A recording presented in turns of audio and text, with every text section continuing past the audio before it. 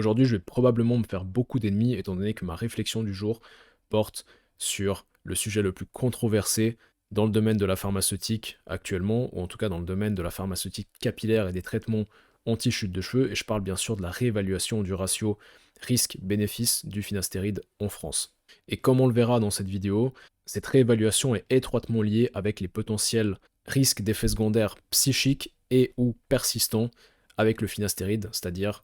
que certaines personnes prétendraient avoir des effets secondaires qui persistent suite à l'arrêt du traitement pendant des mois, voire des années, ou même certaines personnes prétendraient avoir des effets secondaires qui apparaissent après l'arrêt du traitement et qui n'étaient pas présents avant l'arrêt du traitement. Et ce syndrome porte un nom, c'est ce qu'on appelle le post-finastéride syndrome, et il y a même une association qui a été créée dans le but de trouver des traitements contre ce syndrome, et dans cette vidéo, je vais démentir une grosse partie un peu cachée de cette association, de ce syndrome, de toute cette organisation qui, comme nous le verrons dans cette vidéo, est extrêmement frauduleuse et complètement fallacieuse. Donc sans révéler plus de détails, je vais rentrer directement dans le vif du sujet. Et avant de commencer, je tiens à préciser que cette vidéo va être extrêmement longue et extrêmement riche en informations. Donc ce que je peux te conseiller, c'est de mettre tes écouteurs, installer ton téléphone loin de ta vue et écouter très attentivement ce que je vais te dire sans être distrait par la barre des commentaires ou par les vidéos sous-jacentes qui apparaîtraient à côté ou en dessous de la mienne pour être sûr de pouvoir rester jusqu'au bout et de pouvoir profiter de toutes les informations que je vais avoir à t'apporter dans cette vidéo parce que, je te préviens, ça va être du lourd. Donc avant de traiter de cette réévaluation ratio risque-bénéfice du finastéride et du post-finastéride syndrome, je vais déjà expliquer qu'est-ce que le finastéride et comment ça marche. Parce que c'est extrêmement important de comprendre les mécanismes de ce traitement pour comprendre la suite de ma réflexion. Le finastéride, c'est un inhibiteur de la 5-alpha-réductase, qui est une enzyme responsable de la conversion de testostérone en dihydrotestostérone. Jusque-là, rien de nouveau. Si tu me suis depuis un petit moment sur ma chaîne, tu sais tout ça. Et quand tu prends du finastéride par voie orale, tu vas avoir une réduction de 60 à 70% de ta DHT dans ton corps. Et ça va avoir certains effets sur ton système, notamment une réduction de la taille de ta prostate et une augmentation de la densité de tes cheveux, si c'est dans ce but-là que tu le prends. Parce que si tu ne perds pas tes cheveux et que tu prends du finastérique, tu ne vas pas avoir plus de cheveux. Mais si tu es sujet à la perte de cheveux, plus précisément la calvitie, l'alopécie androgénétique, et que tu prends du finastéride, tu vas avoir une augmentation de ta densité capillaire d'environ 10 à 15%, ce qui est extrêmement notable, donc durant la première année, et même tu vas avoir encore plus d'amélioration durant les années qui vont suivre. Et certaines personnes se posent la question de est-ce que c'est sain de supprimer sa DHT, ou en tout cas de la diminuer partiellement. Et pour répondre à cette question, je vais expliquer quels sont les rôles de la DHT. Et on sait que durant le développement embryonnaire, la DHT aurait certains rôles, donc la DHT produite par la mère, la personne qui porte le fœtus, la DHT aurait un effet sur la différenciation sexuelle et le développement de caractéristiques sexuées. Ensuite, durant la puberté, on va avoir un effet sur la croissance et le développement des caractères masculins, primaires et secondaires, donc la croissance et le développement du pénis, et de la largeur des épaules, de la pilosité, etc. Et c'est la raison pour laquelle il ne faut surtout pas prendre d'inhibiteurs de 5-alpha-réductase lorsqu'on est encore en plein développement. Parce que je sais qu'il y a certains ados qui ont déjà des premiers signes de calvitie, donc déjà à 16 ans, qui souhaiteraient peut-être commencer à traiter ça avec du finastéride, et c'est pour ça que c'est extrêmement déconseillé, c'est parce que si tu prends du finastéride avant de terminer ton développement, ta masculinisation, tu risques d'avoir des gros problèmes à ce niveau-là. Et à l'âge adulte, la DHT n'a visiblement aucun effet spécifique que la testostérone n'a pas déjà. Et en plus de ça, la DHT est directement responsable de la chute de cheveux, de la miniaturisation capillaire chez les hommes et les femmes qui seraient génétiquement codés pour être sensibles à la DHT au niveau de leur follicule pileux, et c'est pour ça qu'on devient chauve, et également du grossissement de la prostate. Donc ça peut être un grossissement qui est sain, mais au bout d'un moment, avec l'âge, ce grossissement peut devenir malsain, et on appellera ça une hyperplasie bénigne de la prostate, et cette hyperplasie bénigne de la prostate est effectivement traitée avec des inhibiteurs de 5-alpha-réductase, parce que ce type de traitement, comme je l'ai dit tout à l'heure, réduit la taille de la prostate d'environ 25%. Et c'est la raison pour laquelle, ça c'est une petite note à part, j'en ai déjà parlé dans une vidéo précédente, mais c'est la raison pour laquelle les chances de cancer de haut grade sont plus élevés chez les personnes qui utilisent des inhibiteurs de 5-alpha-réductase. Ça ne veut pas dire que le finastéride ou le dutastéride augmentent les risques et le développement des cancers de la prostate de haut grade, mais ces traitements, au contraire, rendent le cancer de la prostate de haut grade plus facilement détectable, puisque pour détecter un cancer de la prostate de haut grade, il faut faire un prélèvement des tissus, et si la prostate est 25% plus petite, eh ben, il y a beaucoup plus de chances de trouver parmi les tissus qu'on va prélever des tissus cancéreux. Et c'est la raison pour laquelle, statistiquement, les personnes qui utilisent des inhibiteurs de 5-alpha-réductase ont plus de chances d'avoir un cancer de la prostate de haut grade, mais à contrario, ils ont beaucoup moins de chances d'avoir un cancer de la prostate de bas grade, ce qui est logique puisque celle-ci est causée par une surproduction de DHT dans la prostate. Mais il y a tout de même quelques spécificités que j'aimerais préciser avec la DHT parce que ça va être extrêmement important pour comprendre la suite de ma réflexion. Premièrement, la dihydrotestostérone a une affinité 2,5 à 10 fois plus forte avec les récepteurs androgènes que la testostérone. Ce que ça veut dire, c'est que lorsque la DHT arrive vers un récepteur hormonal, elle aura 2,5 à 10 fois plus de chances de s'accrocher à ce récepteur que la testostérone. Mais ce qu'il faut également comprendre, c'est que la DHT est une hormone paracrine, c'est-à-dire qu'elle a un effet uniquement, ou en tout cas principalement, sur les tissus où elle est produite. A contrario, la testostérone est une hormone endocrine parce que celle-ci a un effet systémique, c'est-à-dire qu'elle est produite dans les testicules, mais elle a un effet sur énormément d'autres types de tissus, tels que par exemple les cellules musculaires, les cellules cutanées, parmi tant d'autres. Il faut également comprendre que la 5-alpha-réductase, qui est l'enzyme qui est responsable de la conversion de testostérone en DHT, est présente dans le corps sous 3 formes. La première, c'est la type 1, qui est présente principalement dans le cerveau et sur la peau, et celle-ci est bloquée uniquement par le dutastéride, et le finastéride n'impacte pas la 5-alpha-réductase de type 1. Ça, c'est un point très important sur lequel je vais revenir plus tard dans cette vidéo. Ensuite, il y a également la 5-alpha-réductase de type 2, qui, celle-ci, est présente principalement dans le cuir chevelu et la prostate, et c'est celle qui est majoritairement bloquée par le finastéride et qui est également bloquée par le dutastéride, et c'est la raison pour laquelle le dutastéride est également très efficace pour traiter la chute de cheveux chez l'homme, parce que non seulement il bloque la 5-alpha-réductase de type 2, comme le finastéride, mais il la bloque de manière encore plus efficace. Donc le finastéride bloque principalement la 5-alpha-réductase de type 2, et également la troisième isoenzyme, qui s'appelle 5-alpha-réductase de type 3, pas très original comme nomination, qui est également bloquée par le finastéride, et celle-ci est responsable du développement du pénis durant la puberté. Parce que justement cette enzyme, la 5-alpha-réductase de type 3, durant la puberté, est présente dans les tissus péniens, ce qui fait que lorsque la testostérone circule et qu'elle arrive en contact avec la 5-alpha-réductase de type 3, elle permet aux cellules péniennes de se développer, et c'est comme ça que tu as un pénis qui grandit durant ta puberté. Tout ceci étant dit, pourquoi est-ce que le finastéride est en réévaluation en Europe? On sait que le finastéride a des effets secondaires qui sont prouvés, avec une chance d'effet secondaire qui serait aux alentours de 2 à 3%, et ces effets secondaires incluent baisse de libido, troubles érectiles, baisse de la motivation, et tout autre symptôme qui pourrait être associable à un manque de testostérone, un hypogonadisme. Et la raison pour laquelle ces effets secondaires arrivent uniquement dans 2 à 3% de la population qui serait traitée avec du finastéride, c'est parce que, comme je l'ai dit tout à l'heure, à l'âge adulte, la DHT n'exerce aucune activité spécifique que la testostérone n'est pas capable d'assurer. Ce qui veut dire que la plupart des personnes pourront très bien vivre en ayant de la testostérone et des niveaux plus bas de DHT, mais certaines personnes qui auraient potentiellement des niveaux de testostérone plus bas ou peut-être une prédisposition génétique à mieux réagir à la DHT qu'à la testostérone, auront besoin de garder leur DHT plus élevé, et c'est la raison pour laquelle ces personnes-là, ces 2 à 3% de personnes utilisant le finastéride, vont rencontrer des problèmes de type sexuel et de type associable à de l'hypogonadisme. Maintenant, il y a une autre catégorie d'effets secondaires qui sont ce que j'appellerais des effets secondaires suspectés mais qui ne sont pas prouvés. Et là, on va parler de dépression, d'idées suicidaires et d'effets secondaires permanents, post-finastéride syndrome. Et nous verrons plus tard dans cette vidéo pourquoi est-ce que je parle d'effets secondaires suspectés, pourquoi est-ce que je dis qu'ils ne sont pas prouvés, parce que certains vont me dire qu'il y a des études qui les prouvent, mais je vais démontrer les études, entre guillemets, qui parlent de ces effets secondaires-là, et je vais expliquer pourquoi est-ce qu'elles sont biaisées ou problématiques dans la manière dont elles sont exécutées. Alors parlons plus spécifiquement de la réévaluation de la balance risque-bénéfice, et pour ce faire, on va se pencher un petit peu plus sur l'article qui a été publié par l'ANSM, l'Agence nationale de la sécurité du médicament et des produits de la santé, qui nous dit dans son introduction que dans la poursuite des actions engagées par l'ANSM depuis plusieurs années pour sécuriser l'usage des médicaments contenant du finastéride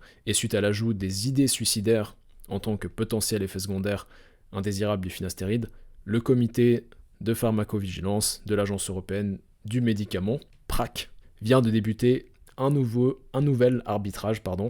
Cela fait suite à notre demande de réévaluer la balance bénéfice-risque du finastéride et du dutastéride, ce dernier appartenant à la même classe pharmacologique que le finastéride. Comme je l'ai expliqué tout à l'heure, ce sont les deux des inhibiteurs de 5-alpha réductase. Et moi, là où j'aimerais revenir particulièrement, parce qu'après, ils me font juste une liste des effets secondaires qui seraient potentiellement présents chez les personnes qui utilisent du finastéride, et ils parlent principalement des effets secondaires psychiques, parce que c'est ceux-là qui sont particulièrement inquiétants. Et un autre point sur lequel je vais revenir plus tard dans cette vidéo, il y aura beaucoup de choses sur lesquelles je vais revenir plus tard dans cette vidéo, et je m'en excuse si les teasers que je vous fais tout au long de cette vidéo vous agacent, mais c'est juste pour vous rassurer sur le fait que je vais vraiment traiter un éventail d'informations ici, et que tout sera discuté en détail. Mais l'autre point sur lequel j'aimerais revenir dans cet article, c'est le fait que l'ANSM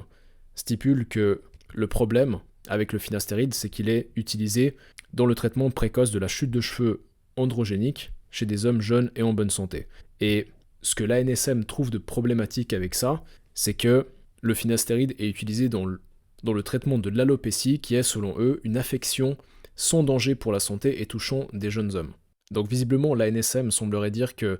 étant donné que le finastéride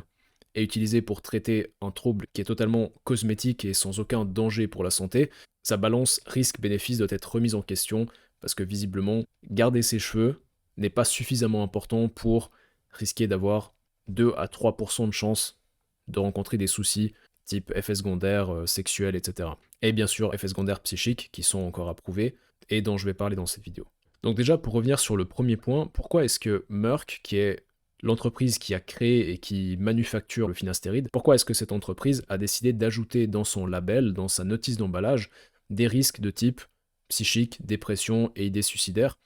Et en fait, la raison derrière cet ajout, ce n'est pas le fait que ces effets secondaires ont été prouvés, mais bien pour se protéger face aux accusations qui pourraient être faites à ce sujet envers Merck Pharmaceutique. Et c'est la raison pour laquelle Merck Industries, Merck Pharmaceutique, je ne sais pas exactement comment appeler cette entreprise, a ajouté dans son label, dans sa liste d'effets secondaires potentiels du finastéride, des idées suicidaires en 2010, et c'est à partir de là que les problèmes ont commencé. Donc parlons un peu des risques associés au finastéride, et plus précisément les risques de dépression. Et il y a une étude qui a été faite à ce sujet, intitulée « Risque de dépression associé avec le traitement au finastéride ». Et je vais parler un petit peu de la méthode qui a été utilisée dans cette étude, et je vais expliquer pourquoi celle-ci n'est pas complète, et pourquoi on ne peut pas se baser sur cette étude. Et effectivement, cette étude a démontré une corrélation entre l'utilisation du finastéride et une augmentation des risques de dépression, mais ce que cette étude ne prend pas en compte, c'est qu'on ne sait pas si les non-utilisateurs, si les personnes n'utilisant pas de finastéride, sont des personnes qui sont atteintes de calvitie ou pas. Et là où je veux en venir, c'est que peut-être que le traitement du finastéride n'est pas responsable de l'augmentation des risques de dépression chez les personnes qui prennent du finastéride, mais peut-être que c'est la chute de cheveux en elle-même qui augmenterait les risques de dépression, et étant donné que les personnes qui utilisent du finastéride sont également des personnes qui sont atteintes par la chute de cheveux masculine, par la calvitie, et que potentiellement les personnes qui n'utiliseraient pas du finastéride sont des personnes qui n'ont pas de calvitie, et bien peut-être que c'est ça qui fait augmenter les risques de dépression chez les personnes qui utilisent du finastéride. Non pas parce qu'elles utilisent du finastéride, mais parce que la raison pour laquelle elles utilisent du finastéride, c'est leur chute de cheveux. Et il y a une deuxième étude qui a été faite sur les risques de dépression chez les personnes qui utilisent du finastéride, et le problème avec cette étude-là, c'est que déjà elle a été réalisée sur 128 participants,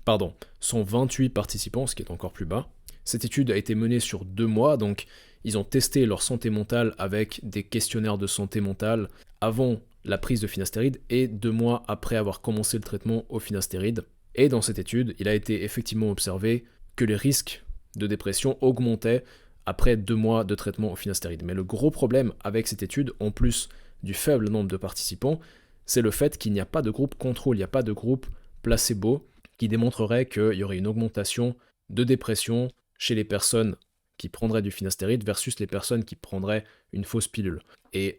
pourquoi est-ce que c'est problématique? Eh bien, pour la simple et bonne raison que si ça se trouve, leur dépression est venue du fait que ces personnes-là prenaient du finastéride et n'avaient pas de résultat. Ou bien, peut-être que ces personnes-là sont tombées en dépression pour des raisons complètement autres que l'utilisation de finastéride. On ne sait tout simplement pas, parce qu'il n'y a pas de groupe contrôle, il n'y a pas de groupe placebo. Et ça, c'est un gros problème dans ce genre d'études. Et parallèlement à ça, il y a une étude qui a été faite sur l'augmentation des risques de dépression chez les personnes qui seraient atteintes de calvitie, et on va discuter de cette étude tout de suite. Et dans celle-ci, qui est intitulée « L'impact psychologique de la chute de cheveux chez les hommes », les chercheurs ont remarqué une augmentation de 21% des risques de dépression chez les personnes atteintes de calvitie, à l'inverse des personnes qui ne seraient pas atteintes de calvitie. Et ça, c'est extrêmement important, parce que ça démontre que, si ça se trouve, comme je disais tout à l'heure, l'utilisation du finastéride en soi ne cause pas de dépression, mais c'est la raison pour laquelle on utiliserait du finastéride qui pourrait être à l'origine de ces symptômes dépressifs. Et ma théorie est appuyée par le fait que, visiblement, il n'existe pas, en tout cas, je n'ai pas trouvé d'études qui démontrent par A plus B, avec un groupe contrôle, que l'utilisation du finastéride aurait un effet sur le cerveau qui serait responsable de la dépression. Et c'est là que la question des neurostéroïdes vient s'ajouter à toute cette réflexion, parce que je sais qu'il y a certaines personnes qui vont me dire « Ouais, mais tu sais, le finastéride, ça peut avoir un impact sur les neurostéroïdes. » Et effectivement, la 5-alpha-réductase est impliquée dans la production de certains neurostéroïdes, y compris, principalement, un neurostéroïde appelé allopregnanolone. Et ce neurostéroïde en particulier est associé avec les symptômes dépressifs, et plus précisément, ce neurostéroïde, lorsqu'il est présent en trop petite quantité dans le cerveau, ça peut causer des soucis de type dépression, troubles de l'humeur, etc. Et c'est là que la question vient, est-ce que les inhibiteurs de 5-alpha-réductase peuvent avoir un impact néfaste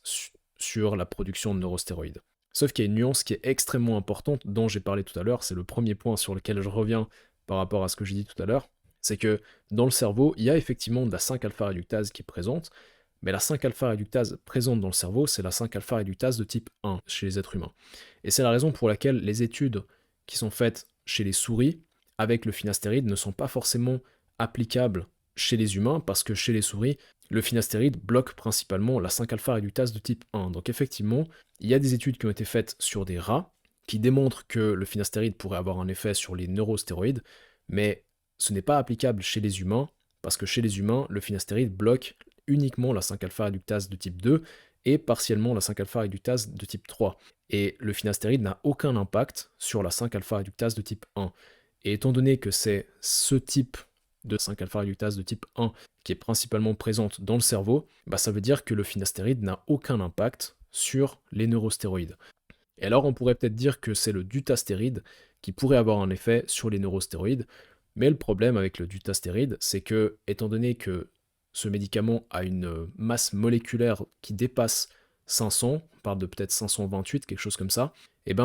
ce médicament n'arrive pas à passer la barrière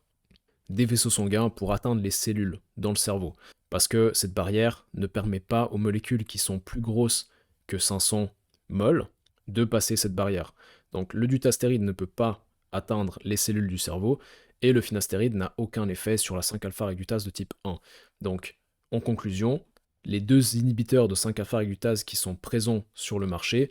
ne peuvent pas avoir d'impact sur les neurostéroïdes. Et c'est la raison pour laquelle il n'y a aucune étude qui arrive à prouver que le finastéride cause de la dépression, tout simplement parce que le mécanisme là derrière est virtuellement impossible. Et pour conclure ce chapitre sur l'article de l'ANSM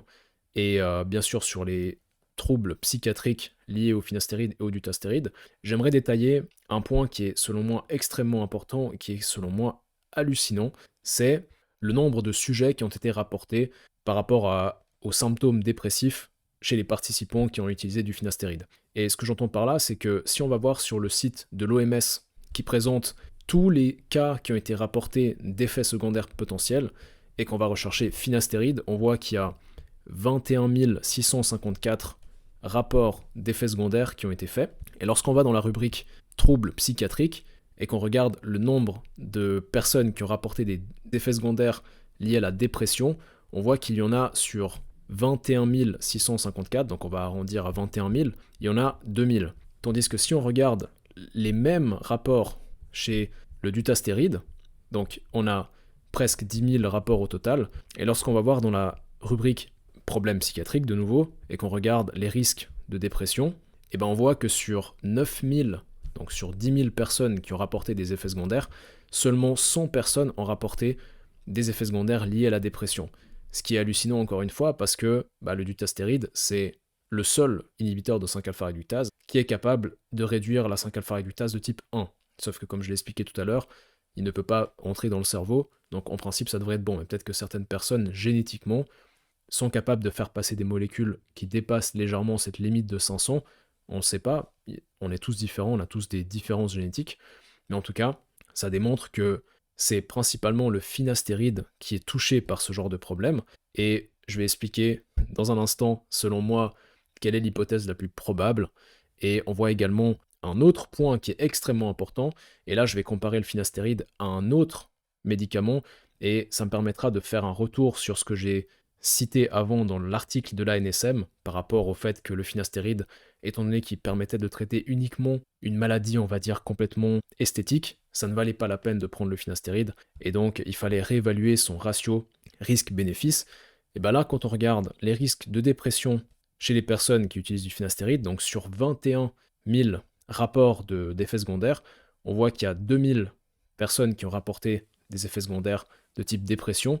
et 500 personnes qui ont rapporté des effets secondaires de type idée suicidaire. Et lorsque je compare ce médicament à un autre médicament qui est utilisé pour traiter uniquement une maladie d'ordre purement esthétique, j'ai nommé l'isotrétinoïne, donc qui est utilisé pour traiter l'acné, donc autrement appelé Roaccutane, et ben on voit que, donc ça c'est les stats du finastéride, je me suis rendu compte que je n'avais pas montré, donc on a 2000 cas de dépression sur 21 000 et 500 cas d'idées suicidaires sur 21 000, comparé maintenant à l'isotrétinoïne qui est également utilisée dans des cas purement esthétiques, donc pour traiter l'acné, que sur 85 848 participants, donc 85 848 personnes qui ont rapporté des effets secondaires, 8 900 parmi ces personnes-là rapportent des effets secondaires de type dépression, soit exactement la même proportion qu'avec le finastéride. Et les idées suicidaires, il y en a encore plus proportionnellement que le finastéride, avec 2800 cas d'idées suicidaires pour 85 000 participants,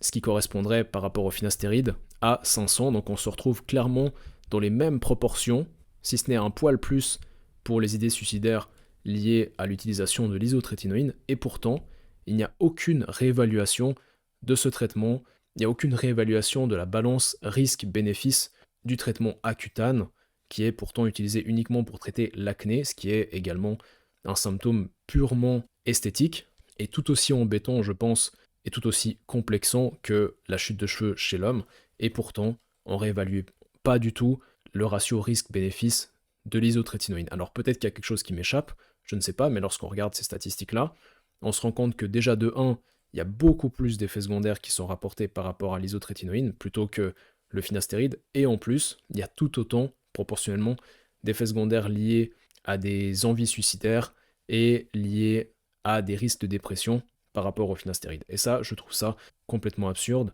et ça me permet de clore le débat sur l'article de l'ANSM qui, pour moi, s'attaque au finastéride sans aucune raison, ou alors, si vraiment il fallait s'attaquer au finastéride, alors dans ce cas-là, il faudrait réévaluer également la balance risque-bénéfice de l'isotrétinoïne et peut-être même d'autres médicaments auxquels je n'aurais pas pensé. J'ai utilisé cet exemple-là parce que c'était l'exemple qui me paraissait le plus pertinent, mais je suis sûr qu'il doit y en avoir plein d'autres. Alors maintenant, on va s'attaquer à un sujet encore plus controversé, encore plus dangereux, ça va être les effets secondaires persistants.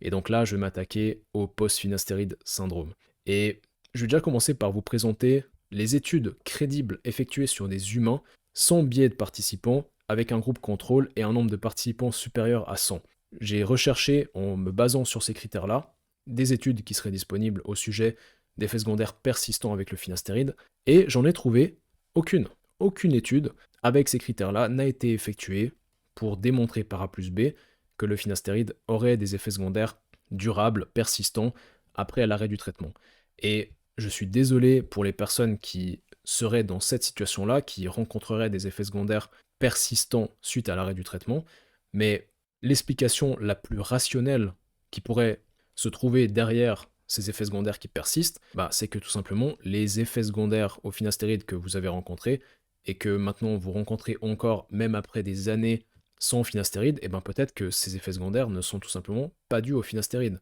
Parce qu'il y a plein d'autres, alors en général c'est des effets secondaires de type dépression, troubles sexuels, etc. Ce genre de troubles pourrait être expliqué par plein d'autres facteurs de type tabagisme, diabète de type 2, mode de vie malsain, sédentaire, etc. Mais je vais aller encore plus loin en parlant spécifiquement du PFS Network, le Post-Finasteride Network, et je vais vous expliquer pourquoi est-ce que c'est une arnaque monumentale. Donc on va aller voir un peu leur site web, et la première chose sur laquelle on tombe, et c'est là-dessus que je vais vouloir me baser, c'est une page pour faire des donations. Alors je me suis renseigné sur comment est-ce qu'ils demandaient aux gens de faire des dons, et visiblement c'est avec des paiements récurrents de minimum 25 euros par mois.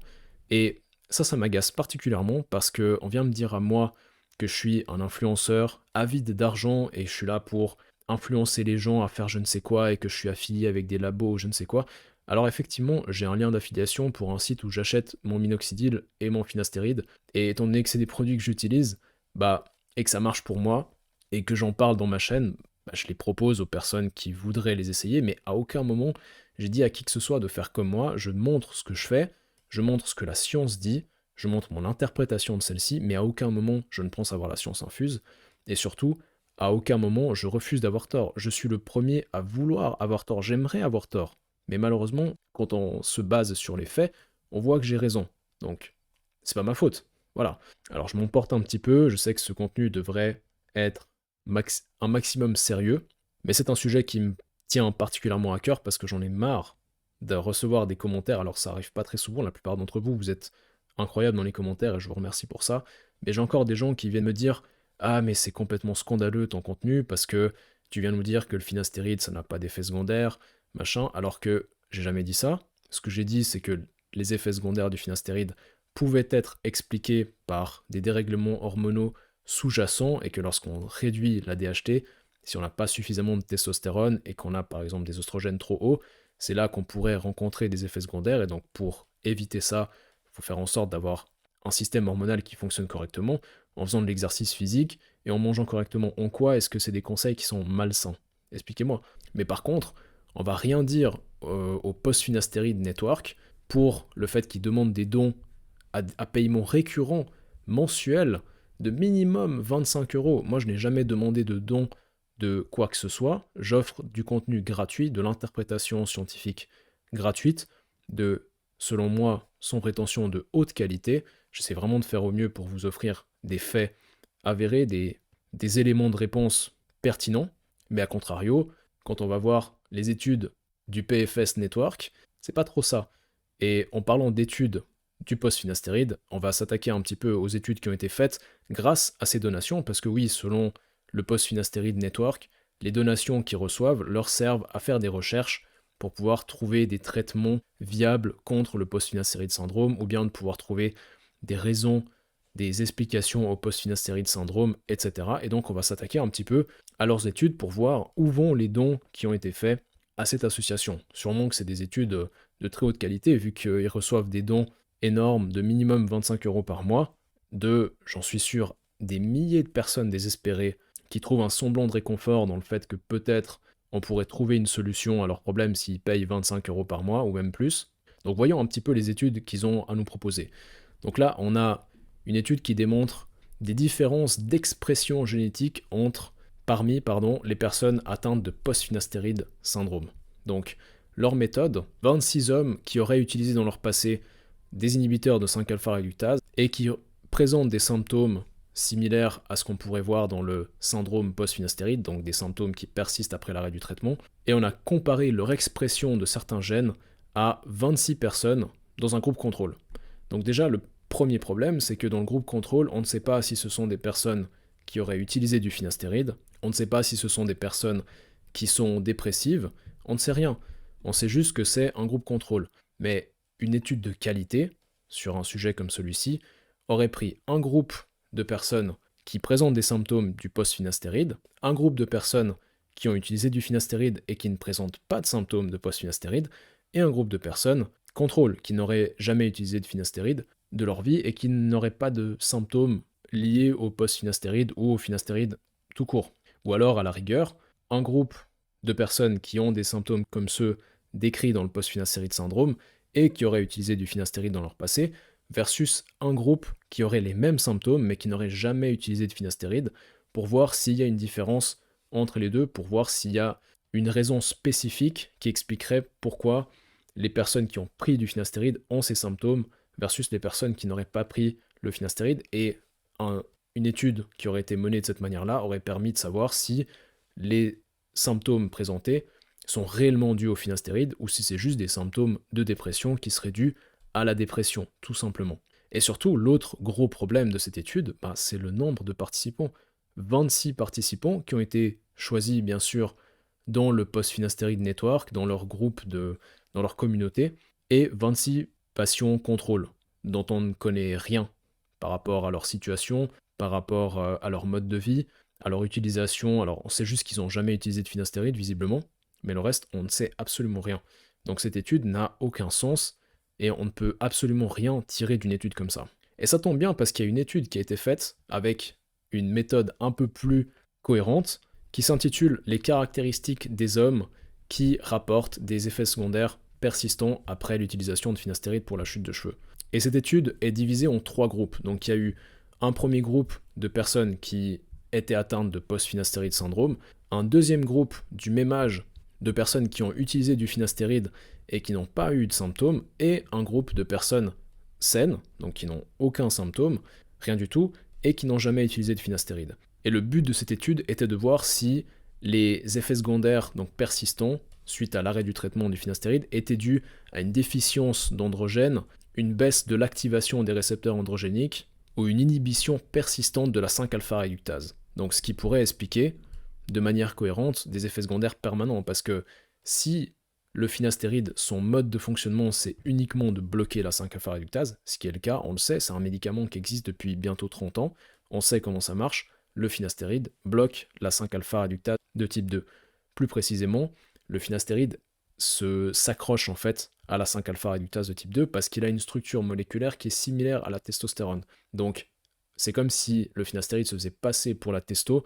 lorsque il arrive en contact avec la 5-alpha-réductase de type 2, principalement, et il se fixe à cette enzyme. Et c'est de cette manière-là que le finastéride permet d'inhiber la fonction de la 5-alpha-réductase. Et si ce médicament cause des effets secondaires lorsqu'il inhibe la 5-alpha-réductase, lorsqu'on arrête la prise de ce médicament et que le corps élimine ce médicament après quelques jours seulement, voire peut-être quelques semaines selon la durée d'utilisation, la 5-alpha-réductase est à nouveau disponible pour la testostérone, et donc la DHT peut être à nouveau produite, et toutes les autres substances qui seraient 5-alpha réduites par la 5-alpha-réductase seraient à nouveau disponibles dans l'organisme, et donc il n'y aurait pas d'effets secondaires. Donc ce qui pourrait expliquer des effets secondaires permanents, ce serait d'observer une réduction permanente de la 5-alpha-réductase, ou alors une réduction permanente de l'efficience des récepteurs androgéniques, ou alors une réduction permanente des hormones androgènes en général. Et la conclusion de cette étude, surprise surprise, aucune déficience androgénique, aucune baisse de l'activation androgénique, donc de l'activation des récepteurs androgéniques, aucune inhibition persistante de la 5-alpha-réductase chez les hommes qui auraient des symptômes persistants suite à l'arrêt de l'utilisation du finastéride. La seule chose qui a été reportée, c'est que les personnes qui utilisaient du finastéride et qui avaient des effets secondaires, de type dépression en particulier, présentaient des symptômes dépressifs similaires aux personnes qui seraient dépressives. Donc les personnes dépressives et qui prennent du finastéride ont des symptômes similaires aux personnes dépressives qui ne prennent pas du finastéride. Donc en fait, c'est comme si je te disais « Ah bah, moi je suis dépressif et je mange des bananes, lui il est dépressif et il mange pas de bananes, bah moi je suis dépressif à cause du fait que je mange des bananes. » Bah non, t'es dépressif et tu manges des bananes. Corrélation ne veut pas dire cause. Une différence entre causalité et corrélation. Et là, on est en plein dedans. Il y a même une étude qui a été faite qui tente de démontrer que peut-être le PFS, post-finastéride syndrome, serait une maladie psychosomatique collective. Et je ne vais pas trop rentrer dans le détail sur cet article-là, mais ce dont j'aimerais parler et qui va m'amener par la suite sur mon hypothèse, mon interprétation de tout ça, et ce que je pense qu'on peut en tirer de tout ça, c'est que le finastéride a été approuvé en premier en 1995, sauf que bizarrement, les effets secondaires psychiatriques, de type dépression, idées suicidaires, et les effets secondaires persistants n'ont été reportés que depuis très récemment. Et ce qui est étrange, c'est que l'ajout de la dépression en tant qu'effet secondaire du finastéride a été ajouté en 2010 et le PFS Network a été créé en 2012. Donc on a ces 2 années, 2010 où Merck a ajouté comme effet secondaire la dépression et les idées suicidaires dans sa notice d'emballage sur le finastéride, et en 2012, le PFS a été créé. Et bizarrement, selon une étude statistique qui a été faite, donc une investigation sur les risques de suicide, les risques d'idées suicidaires et de problèmes psychologiques chez les personnes utilisant du finastéride, a explosé entre avant et après 2012, bizarrement. Et dans cette étude statistique, on parle d'une augmentation d'un facteur 2,13. Ça veut dire qu'il y a 2,13 fois plus de personnes qui ont rapporté des problèmes psychiques et des idées suicidaires à cause du finastéride entre avant 2012 et après 2012. Et comme par hasard, ça corrèle avec le moment où tout ça a été mis en lumière. Et donc, moi, mon hypothèse, en toute humilité, je vais juste dire quelle est mon hypothèse, au vu des preuves qui sont présentes sur Internet, c'est-à-dire aucune, et au vu des informations qu'on a à disposition, en fait, tous ces effets secondaires psychosomatiques, psychologiques, pardon, et durables, persistants, en fait, c'est juste une sorte d'hallucination, une sorte de nocebo collectif. Le nocebo, c'est quoi? C'est l'inverse du placebo. Donc ça serait, par exemple, je sais qu'il peut y avoir des effets secondaires de ce type-là, donc je vais avoir plus de chances d'avoir des effets secondaires de ce type-là. L'effet nocebo, c'est un vrai truc, hein. Ça marche vraiment, vraiment, vraiment. Et à mon avis, c'est juste, là on est face à un nocebo collectif qui ne fait que s'accélérer par lui-même en fait. Plus il y a de personnes qui rapportent, plus il y a de personnes qui sont au courant de ces effets secondaires qui sont en réalité faux, et plus il y a de personnes qui vont commencer à se persuader qu'ils ont ces effets secondaires. Et là on est vraiment dans un cercle vicieux qui ne se finira jamais en fait. Ou bien qui se finira lorsque suffisamment de personnes auront vu des vidéos comme les miennes. Je suis pas le seul à faire des vidéos comme ça, mais j'espère que de plus en plus de personnes arriveront à comprendre que si on a des effets de type dépression ou des effets qui persistent après l'arrêt du traitement du finastéride, et en fait c'est juste parce que ces effets ne sont pas faux. Je ne nie pas le fait qu'il y a sûrement des personnes qui sont dépressifs et qui prennent du finastéride, mais ou bien qui sont dépressifs, qui ont des troubles érectiles alors qu'ils ont arrêté le finastéride. Ce que je dément et ce en quoi je ne crois pas, c'est que ces effets persistants ou psychiatriques sont dus au finastéride, parce que il n'y a aucune étude qui prouve ça. C'est juste de la pure spéculation, c'est de la pure invention. Il n'y a rien qui prouve ça par A plus B, à part dans des études faites chez des souris, mais encore une fois,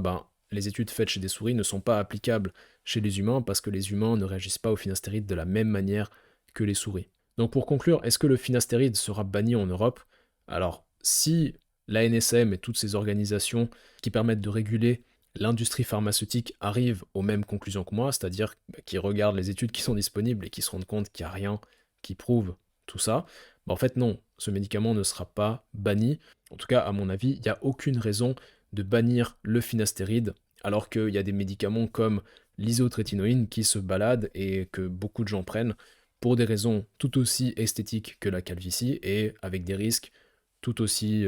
graves, voire plus graves que le finastéride. Bien sûr que ce traitement présente certains risques d'effets secondaires comme tout autre traitement médicamenteux. Ça, je ne le nierai jamais et je ne l'ai jamais nié. A contrario de ce que certains pourraient croire, mais malheureusement, la plupart des gens ont tendance à s'arrêter aux 2-3 premières minutes des vidéos qu'ils regardent parce qu'ils sont distraits par les commentaires, parce qu'ils n'ont pas une capacité d'attention suffisante pour pouvoir se concentrer jusqu'au bout. Mais si tu as une capacité d'attention qui est supérieure à une moule, tu auras déjà compris que je n'ai jamais nié le fait que le finastéride peut avoir des effets secondaires, mais j'affirme en revanche, en tout cas j'interprète, moi je crois fermement au fait que le finastéride ne peut pas avoir d'effets secondaires permanents, tout simplement parce que ces effets sur la 5-alpha réductase ne sont pas permanents, sont temporaires, et le finastéride ne peut pas avoir d'effets secondaires psychiatriques ou d'effets secondaires sur les risques de suicide ou je ne sais quoi, et que tout ça vient d'une espèce de mésinterprétation des corrélations entre chute de cheveux et dépression, chute de cheveux et envie suicidaire, et on associe ça au finastéride alors que, comme je l'ai expliqué dans cette vidéo, Tu l'auras compris, c'est pas le finastéride, mais c'est la raison pour laquelle on utilise du finastéride qui peut augmenter les risques de dépression. Et ça, ce serait une hypothèse beaucoup plus valable. Donc merci d'avoir regardé cette vidéo jusqu'au bout. Je sais que c'était extrêmement long, extrêmement riche en informations. J'ai commencé à parler, il faisait jour, j'ai fini de parler, il faisait nuit. Donc c'est assez incroyable. J'ai eu extrêmement beaucoup de plaisir à faire cette vidéo. J'espère que tu en auras tiré un maximum de valeur et j'espère vraiment que ce message pourra passer à travers Internet et que les gens pourront enfin réaliser à quel point tout ça c'est complètement absurde. Parce que s'il y a bien une chose qui pourrait augmenter les risques de dépression, c'est si les hommes qui traitent actuellement de manière très efficace et très simple leur chute de cheveux n'ont plus la possibilité de traiter leur chute de cheveux. Et ça, je peux vous garantir que ça va augmenter les risques de dépression. Donc, évitons d'en arriver là.